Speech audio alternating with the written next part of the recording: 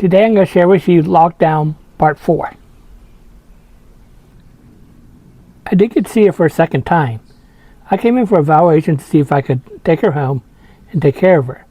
But when the meeting was over, they didn't think I could handle that level of care yet. At that time, I still had the hope that she was coming home. I kept thinking that every day. They made an appointment at an allergy office every other week, and they knew I always went there with her, so they let me keep sitting in for those. They probably weren't supposed to do that, but they did it anyhow. The stuff came there was a little more lenient on that sort of thing. But we weren't allowed to touch. So many times I just wanted to hold her hand at the doctor's appointments. But they didn't want you to do that because of the COVID, because it would spread. She once had a doctor who would delay a little bit before calling for the nursing home van. So we'd have a little time together, and one of the drivers would wait a little while. The nursing home may not have liked that either, but these kind of people just saw that we need those moments. She had been for surgery for other things before, so they knew our relationship too. We need to see each other. The big thing was she made sure I'd wear the mask when I went up because I didn't want to get COVID. The rest of the time I kept myself busy. I had prescriptions and other things I needed to get. In the beginning you couldn't find anything at Walmart. All the shelves were empty. I was a little stubborn about wearing masks then, but finally I realized that people had to. That wasn't really a choice. You had to go out and protect yourself. Best way you knew how, but then the store didn't have everything you needed. I remembered that even with the lockdown, I bought Debbie's clothes home and watched them being in a nursing home for rehab. They did for Friday laundry service. However, there was a special day I could go in to drop clean clothes off and pick out dirty laundry. Good times were limited. They didn't want people coming too often.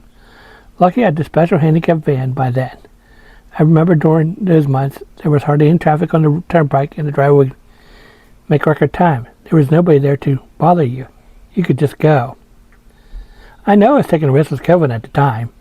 I really realize it now. But she needed long done. That's when we were still thinking it would be a couple months before we back to normal.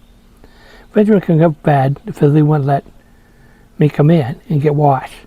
The staff would leave it at the front door and family members would have to come get it.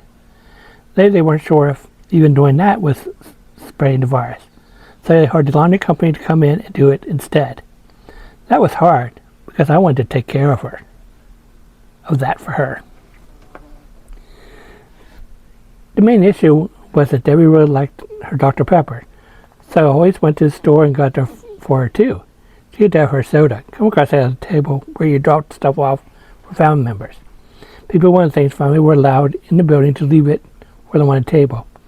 But with COVID, even Debbie's soda got hard to find for a while. And I couldn't stock up on it because customers were only allowed to get 2 packs at the store. I can see why people did that. One time at Walmart they found out somebody who was buying a whole bunch of milk. It turned the person at a convenience store is buying up all the milk to sell it in his own store. They finally caught the man and figured it out. He was probably inflating the price in the store too. Some people just take advantage. Sometimes I could get everything I needed. Toilet paper was the hardest thing to get. For my septic I need to have a certain brand. I could only get a different kind of toilet paper, one that would break down the way it needed for the tank. A couple of times I ended up having to pay for somebody to come out and unclog the septic system because I didn't have the right paper, but I didn't really have a choice.